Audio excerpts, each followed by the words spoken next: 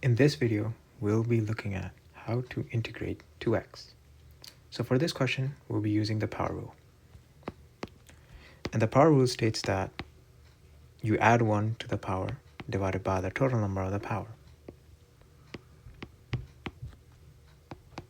So I took 2x, and x has an imaginary power of 1, so I added 1 to that, divided by 1 plus 1, which I did at the top.